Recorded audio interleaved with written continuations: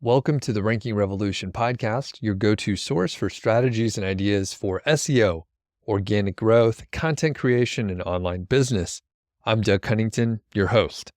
In this episode, we're going to talk about meetings. We'll start on a negative note. That's always fun. It's a great hook. Are meetings a total waste of time? What good can possibly come from a meeting? Why can't we just email, send Slack or other instant messages? Maybe work within comments of Trello, Asana, Basecamp, or whatever your project management tool is. And those are a little reactionary, and I made all those up from my own personal experience. But the thing is, we can make meetings more efficient, effective, and generally not suck. I want to go back and tell you a story about the time I was interning in college. And technically, this was the co-op program out of Georgia Tech. Highly recommend it if you have influence on someone that can do a co-op program, and you get real life experience, usually pretty good pay. So way back over 20 years ago, my friend was telling me about a meeting where he was participating in a debate of the color of dots on a map for some slide for a marketing deck. And we all laughed about it because there were 10 people spending about an hour on this topic. At least, I think there were other meetings to follow up on the color of the dots, but it seemed like a total waste of time. Now, my 10-year corporate career had some good meetings and some bad ones. And sometimes we talked about how much a meeting actually cost in terms of what the client was paying. And I'm just making this up for entertainment purposes. But let's say it was 15 people in a meeting for 1 hour with an estimated billing rate of something like $250 per hour. And that's a lot of money. I mean, we're talking like $6,000 or $7,000 to discuss potentially some dumb topic. Sometimes they're great topics, but a lot of times, especially the ones where we're like, did we just meet for an hour with a couple directors and us lowly analyst or whatever, and we spent all this time in there. And by the way, they flew us to the location, so we were staying in a hotel. And anyway, there's a lot of nonsense in the whole situation here. But let's talk about meetings. They're not always a waste of time. All right, just some of them are a waste of time, but not all of them. You sometimes can solve problems faster in a meeting if you can go back and forth immediately, especially when there could be a misunderstanding with an email or text. And I know if you're just thinking, hey, meetings are a waste of time, I'm sure that you can think of a time where there was a misunderstanding in either tone or the overall meaning of something text-based. And it comes down to like the interpretations of how someone views a certain word, and the word choice can be super important. Or if it's a technical problem, it is just faster to go back and forth immediately. So those are kind of obvious, but I do want to point that out. So I'm going to give you some tips for running meetings. And as a project manager or PMP, I actually ran dozens and dozens of meetings over my career. And here are just some bullet points to help your meetings go better, whether it's a small team or a larger one. These will all help. Some are obvious, some are a little more detailed. Have a goal for the meeting and make it clear for the participants, like what that goal is. An agenda can help facilitate that. Additionally, having a specific facilitator for the meeting, someone running the meeting, like a project manager, can help you stay on target, can stay on schedule, and avoid tangents. One of the frustrating things is when you do have an agenda, maybe you even put in the amount of time that you're going to spend on each one of the topic areas, and then someone takes it in a different direction, perhaps to a topic that you shouldn't even be discussing in that meeting, and really destroys the whole agenda and makes the meeting ineffective. So if you can have a facilitator that keeps you on target, things go much better. On that note, someone should take notes. Nowadays, there's AI that can hop in your virtual meeting and it'll create a transcript. It'll summarize the notes. It's pretty sophisticated. So it's straightforward. I mean, I think you could probably use your smartphone to listen in and then use some post-processing. But the fact is, someone should take notes. It doesn't have to be complicated. You don't have to introduce technology into it. The person that's taking notes should also record action items with clear owners and clear due dates. If you don't have owners or due dates, then no one's going to do those action items. Or 2 or 3 people will do those action items. So you need to have clear owners. Additionally, the person that's taking notes should include next steps and the steps after that if it's relevant.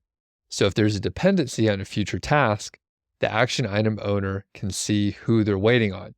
So basically, you know if there's a prerequisite task that needs to be completed. Again, many of these things are kind of obvious. Make sure you have a goal, make sure you have an agenda, and don't go on tangents. But it's really easy to get off target if you don't have someone that's owning the facilitation of the meeting. It's really easy for people to just go on and on about something that's irrelevant. Overall, stay organized and do these very obvious things that everyone knows that we should do, but almost no one does in those ineffective meetings. I'm going to highlight 3 different meeting types that might help you have effective meetings, and maybe you could try them out on your team. So number 1 is stand-up meetings. I love the idea of stand-up meetings. These are short, say 10 to 15 minutes. It could vary with the size of your team, but just think short. The format is very simple. Each team member provides a brief update using the following structure. What did you do yesterday? You can list significant achievements. If you were just in a holding pattern, say, hey, I did this shit that I was supposed to do. Number 2, what do you plan to do today? Outline the tasks of what you're planning on doing that day. Number 3, one of the most important parts of this whole thing, mention any roadblocks or challenges or anything that is holding you back and that you need assistance on. This is the main part of the meeting. So you talk about what you did, you talk about what you're going to do today, and then you talk about anything that's holding you back. And then the final part of the meeting is addressing those roadblocks. So it should be very quick, right? You're not going to solve the problem in the meeting, but you need to talk about who the person with the problem needs to go to. You can assign action items quickly, or you could identify roadblocks that need further discussion outside of the stand-up meeting. Again, stand-up meetings are fast, so you can't have like an hour-long stand-up meeting. That's too long, I think, regardless of the size of the team. So it needs to move quick, and you need to find out what's holding anyone up and how to solve that problem, who can help that person. I'm going to mention 2 other types of meetings. One is a status meeting, and I'll talk about the purpose of a status meeting. The other is an issue meeting, and these are distinct. I'm talking about these 2 kind of meetings because a lot of times people blend these together. So you have a status meeting and then someone tries to solve a problem in the status meeting. They try to solve an issue in the status meeting, and it doesn't work because it impacts the schedule of the meeting, because sometimes solving a problem, well, it takes some time. It takes some back and forth, and it kind of ruins both. So you need to separate these 2.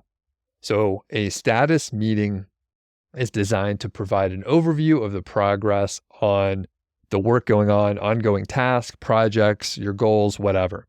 It's a regular check-in to make sure everyone on the team is on the same page about what's been accomplished, what's in progress, and what's planned next. It's status.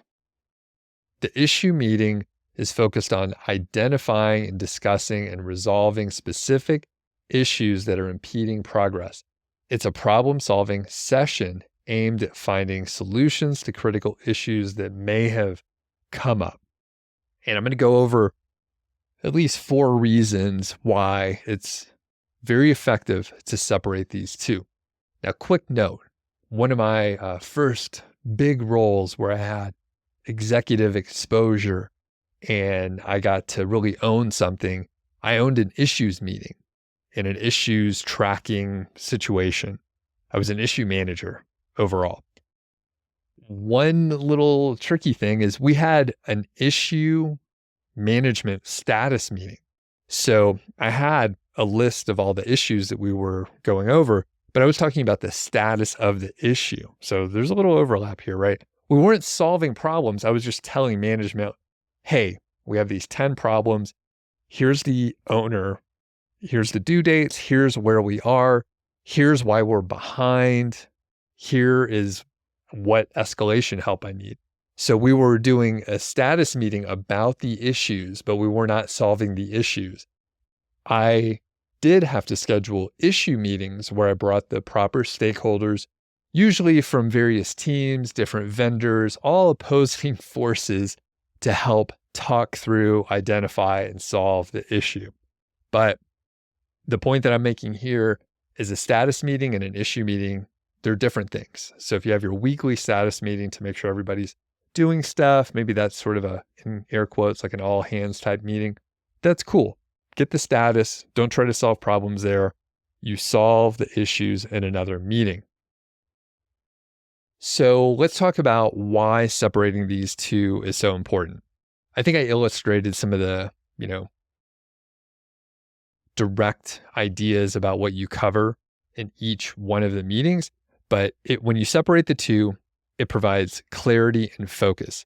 So the status meetings allow team members to just provide their updates, what they've been working on, where they're going, what they will be working on, and that's it. If you mention an issue, that's cool. You can say, hey, I am having this issue. Of course, we're tracking it somewhere else, and we're not going to try and solve it here. But it allows your status meetings to be status meetings so that you can get stuff done. You also have better problem solving because you're not trying to solve these issues in the status meeting because you have a bunch of parties that shouldn't be there. The issue meeting should just have the right people.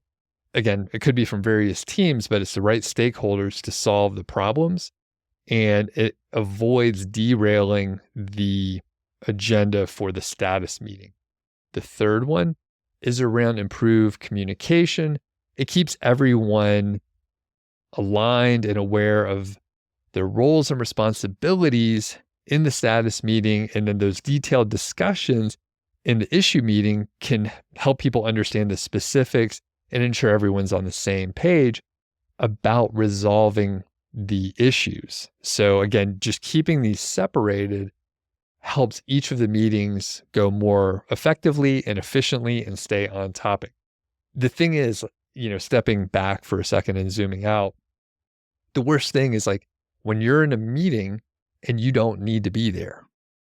There's certain people that need to be there, but when you have the full team or a bunch of people that are not impacted, you're just wasting their time. And I think that illustrates like the problem with just having random meetings that are without direction and you're trying to solve problems with people there that don't need to be there. And finally, this is kind of baked in for all the little details, you have better productivity overall. So I guess I just kind of highlighted it in a certain way.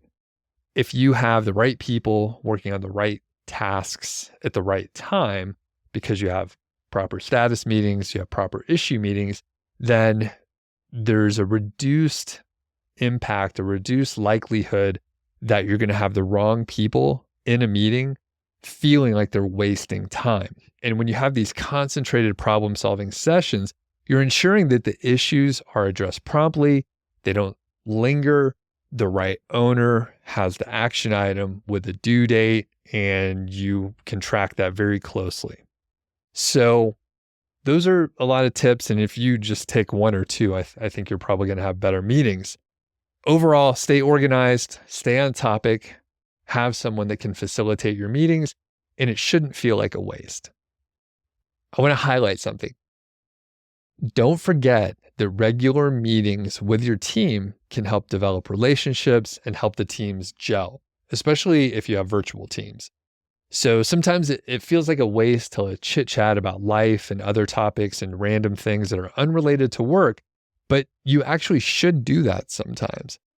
If you just have sterile, full business meetings with all work and full on efficiency, and you only talk about the agenda, it could lead to bad morale on the team. So it's really a balancing act overall. And I'll say I have not been a super fan of meetings over the last few years. And occasionally I'll get an email. Someone says, "Oh, let's hop on a call and let's talk about it." I'm like, what's the agenda? Can we solve this without meeting? And a lot of times you can. But when you have a larger team, thinking back to an episode recently talking about small teams and large teams, when you have a larger team, you do need to meet. You need to have those communication channels. You need to have your status meetings set up. You need to have your stand-up meetings. You should have issue meetings because things are surely going to, go wrong, and you're going to have to solve problems that pop up.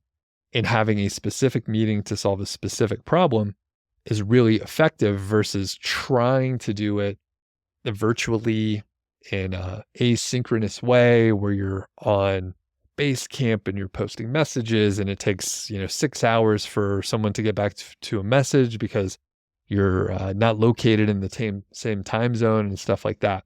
So meetings can be effective. You just have to make sure that you run them in an organized fashion. So if you have any thoughts on meetings, shoot me an email, feedback@rankingrevolution. And by the way, if you enjoy these shows, please leave a review out there. Tell a friend. And if you tell a friend about the show, I really do appreciate it. Direct them to a specific episode that you know that they would be interested in. So thanks a lot, and we'll catch you on the next episode.